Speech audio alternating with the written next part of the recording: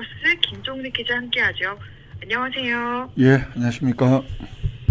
네, 경주시가 에이펙 정상회의가 열릴 화백 컨벤션 센터 인근 주요 도로에 가칭 에이펙로라는 명의 도로명 부여를 추진하네요. 예, 그렇습니다. 올해 10월 달 또 11월 초에 경주에서 열리는 그 에이펙 정상회의를 기념하기 위해서 경주시에서는 이 보문 호수를 따라 길이 9km에 걸쳐서 이 보문 호수를 순환하는 이 도로에 대해서 이 법정 도로명이 보문로, 경로 일부인데 이 도로들을 그 에이펙로라는 그 명예 도로명을 부여할 계획이라고 합니다. 이 명예 도로명은 기존의 법정 도로명과 함께 부여가 되고 그런데 실제 주소로 사용하지는 않는다고 합니다. 그럼에도 불구하고 이 명예 도로명을 지정하겠다는 것은 에이펙 정상회의 개최 의미를 부여를 하고 또 향후에 경주가 이른바 글로벌 도시로 도약하는 상징적 요소가 될 것으로 경주시는 기대를 하고 이렇게 한다고 하는데요. 28일까지 주민 의견을 수렴하고 의견 수렴 이후에 경주시는 주소정보위원회를 열어서 가칭 에이펙로 명예도로명을 최종 확정하고 또 그런 다음에 안내시설물 제작 설치할 계획이라고 합니다. 네, 가칭 에이펙로 명예도로명 관련 소식이었고요. 다음은 경주시가 전국적인 단풍 명소로 각광받고 있는 서면 도리마을 은행나무 숲의 토지와 또 은행나무 매입을 추진한다고요? 예, 그렇습니다. 우리 진행자께서 여기에 한 번쯤 가보셨을 것 같은데. 네, 너무 예쁘죠. 가을철에 특히 그 단풍 절정기 은행나뭇잎이 노랗게 물들었을 때 이 많은 관광객들이 사진도 찍고 또 그 워낙 경치가 예쁘기 때문에 많이 방문하는 곳인데요. 이 은행나무 숲을 좀 효율적으로 관리하자. 또 그런데 많은 관광객들이 오면서 주민들은 불편하다. 그래서 주민 불편도 해소할 필요가 있다.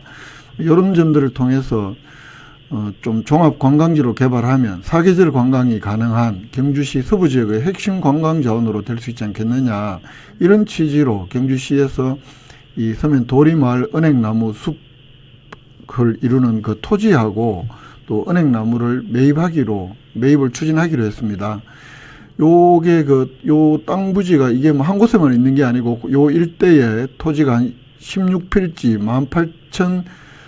18,300평방미터라고 하는데요. 그러면 한 6,000평 좀 넘을 텐데 여기에 이게 다 사유지라고 합니다. 이 사유지하고 은행나무 3,301원 4그루를 약 12억 원에 매입하는 이런 내용을 핵심으로 하는 2025년 제1차 경주시 공유재산관리계획 변경안을 지난 13일부터 21일까지 열리고 있는 경주시의회 제288회 임시회에 제출했고 그 소관상임위원회인 문화도시위원회에서는 그저께 이 계획을 원안 통과를 했다고 합니다. 그렇기 때문에 내일 모레 예정된 본회의 통과 절차만 남겨두고 있습니다. 이 대개가 아니고 그 관련 법에 10억 이상의 토지를 매입하거나 또 매각할 경우에 뭐 경주시가 매입하거나 또는 경주시 재산을 일반에 매각할 경우에는 시의회의 동의를 받아야 하고 그렇기 때문에 이번에 공유재산관리계획 변경안을 시의회에 경주시가 제출한 겁니다. 네, 앞서 짧게 말씀해 주셨지만 경주시가 이렇게 매입을 추진하게 된 배경은 어떻게 됩니까? 이 경주시에 따르면 이 서면 도리마을 은행나무 숲에는 가을철에 특히 많을 때는 하루 최대 10,000명 정도가 방문한다고 합니다. 이걸 통해서 경주의 이른바 대표적 가을 관광 명소로 부상을 했습니다만 방문객으로 인한 소음, 또 주차난, 또 농번기 은행나무 숲 그늘로 인한 밭작물 피해, 또 조망권 제한에 따른 인근 주민들의 불만 이런 민원들이 지속적으로 또 발생하고 있는 상황이라고 합니다. 이 전국적인 관광 명소로 이렇게 부각한 이런 그런 밝은 측면 한면으로는 또 주민들의 불편이라는 그런 그늘이 있었다는 겁니다. 근데 그럼에도 불구하고 이 땅이 사유지이기 때문에 효율적 관리도 어렵고 또 어떤 종합적인 정비나 또 관광 프로그램 개발에 많은 어려움이 있었다는 것이 경주시의 설명입니다. 그렇기 때문에 이 은행나무 숲을 전체를 매입을 해서 주민 불편을 해소하는 한편으로는 이 경관 개선이라든가 뭐 주차 공간 등 편의시설 확충, 계절별 테마 산책로 조성, 이런 관광 콘텐츠 보완이나 발굴, 또 육성, 이런 또 뭐 음식점 판매, 특산물 판매 공간 이런 것들 종합적으로 조성을 해서 이 일대가 경주시 차원의 어떤 관광 자원화 사업을 통해서 사계절 관광지로 경주시에서는 발전시켜 나가겠다, 이런 방향을 갖고 있습니다. 네. 경주시가 그러니까 중심이 돼서 이제 이 일대를 또 정비도 하고 여러 사업을 추진한다라는 거네요. 그렇습니다. 이 사유지이기 때문에 뭐 이 행정에서 종합적으로 개발하기 어렵다는 것이 경주시의 그 판단이고, 그렇기 때문에 이런 종합 관광 자원화 사업을 위해서 그 최근에 1월 말까지 그 서면 도리 은행나무 숲 관광 자원화 사업을 위한 기본 구상 및 타당성 조사 용역도 마쳤다고 합니다. 이 숲을 매입한 뒤에는 내년까지 이 관광 자원화 사업을 본격적으로 추진해서 이 서면 도리마을 은행나무 숲을 좀 지속 가능한 이 서경주 지역 관광 활성화 핵심 콘텐츠로 육성하겠다는 것이 경시 계획이고, 이번에 시의회에서 이 공유재산 관리 계획 변경안이 통과가 되면은 토지 및 은행나무 매입에 필요한 예산 19억 원은 다가오는 제1회 추가경정 예산안에 반영을 해서 본격적으로 추진하겠다, 이런 계획인데요.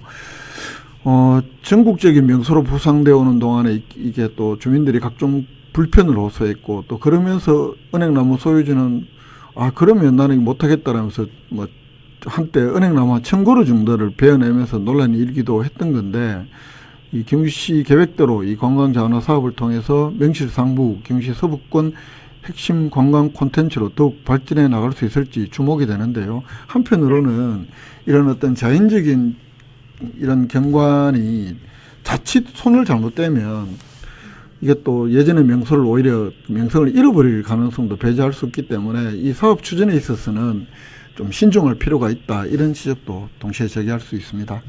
네. 아무쪼록 이 도리마을의 또 새로운 모습을 또 역할을 또 기대해 보고요. 다음 소식은 고준위 방사성 폐기물 특별법이 지난 17일에 국회 산업통상자원중소벤처기업위원회 소위를 통과했네요. 그렇습니다. 명칭이 뭐 굉장히 긴데요. 이 산업통상자원중소벤처기업위원회 내에 이 산업통상자원 특허소위원회를 17일 날 여야 합의로 통과를 했다고 합니다. 고준위 폐기물 처분시설 건립의 근거를 담고 있는 법안인데, 이 법안 내용은 2050년까지 중간저장시설, 그리고 2060년까지 영구처분장을 짓는다는 계획도 포함을 하고 있고, 반면에 이 기간까지는 원전 부지 내에 임시저장시설에 저장하겠다, 이 사용 후 해결료를, 이런 계획인데, 이런 그 원자력 발전소 내의 내에 임시저장을 통해서라도 이 고준위 폐기물 처리를 장기적으로 추진하겠다는 것을 이제 입법으로 이렇게 결정하는 것으로 볼 수 있습니다.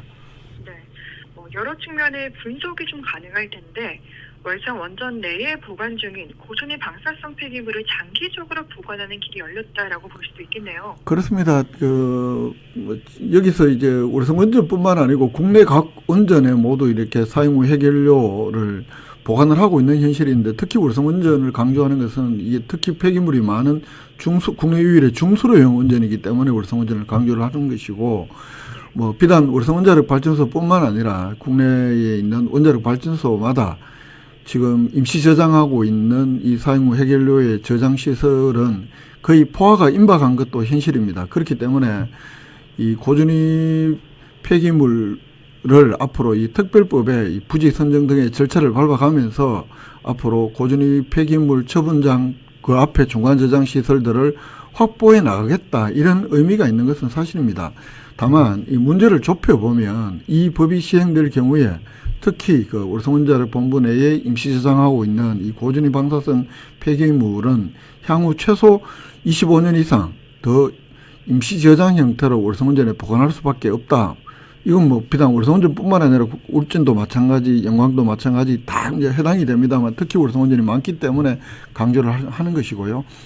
이 특별법이 규정한 계획대로 2050년까지 중간 저장 시설을 건설 또 운영한다고 해도 말씀드린 대로 최소 25년 이상은 이 고준위 방사성 폐기물을 각각의 원전 내에 보관할 수밖에 없게 되는 것이고, 특히 경주에서는 이게 뭐 진보나 보수 어떤 이념적 진영에 관계없이 지난 2005년에 중저준위 방패장 그 주민투표 때 이게 2016년까지는 적어도 울산원자력발전소 내에 보관 중인 고준위 폐기물은 전량 경주 지역 밖으로 이른바 역외로 그 반출한다. 이제 이런 기대들이 다 있었고, 또 그 기대를 근거로 이렇게 많은 요구를 해왔었는데, 이런 시민들의 기대와 요구에는 정면으로 반하는 이 특별법 통과 눈앞에 두게 됐기 때문에 여러 좀 그 이야기들이 나오는 겁니다.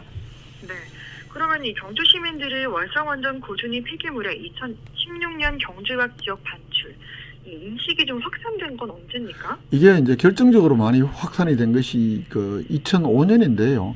이 경주 방패장 중저준위 방패장 건설이 결정된 지난 2005년 시점에 당시 정부 참여정부 때의 고준위 폐기물 처리 로드맵은 그 앞에 1998년 9월달에 그 제249차 원자력 안전위원회 회의에서 그 결정한 그때 당시의 결정이 2016년까지 사용 후 해결료 중간 저장 시설을 확보하겠다는 것을 원자력 안전위원회가 결의를 합니다. 그 결의에 따라서 2005년에 중저준위 방패장을 짓기도 하고 또 그렇게 되는데요. 이런 내용들을 근거로 당시 경주 방패장 유치 뭐 찬반 논란이 물론 경주에도 있었는데, 특히 그 찬성을 주도했던 경주시나 시의회 또 여러 사회단체들이 모였던 찬성단체들은 그 2005년 중저준위 방패장 유치 찬반 주민투표 당시에 이걸 경주에 이 중저준위 방패장 유치를 하면 월성원전에 보관 중인 고준위 핵폐기물은 늦어도 2016년까지는 경주 바깥으로 내보낼 수 있다. 이런 논리를 앞세워서, 그러니까 더 안전해진다. 이런 논리를 앞세워서 찬성운동을 독려해 왔고, 그 결과 경주가 경주 방패장을 유치를 하게 된 것인데요. 네. 근데 만약 이 고준위 폐기물 특별법이 최종적으로 내일이나 모레쯤 국회에서 통과될 경우에 적어도 2005년 시점 경주 방패장을 찬성하거나 또는 대다수 경주 시민들이 믿었던 2016년까지는 고준위 폐기물이 이제 경주 바깥으로 나간다. 이런 기대와 믿음은 30년 이상 지연되는 것이 불가피하게 되기 때문에 더더욱 경주 지역은 많은 논란이 일 수밖에 없는 겁니다. 네.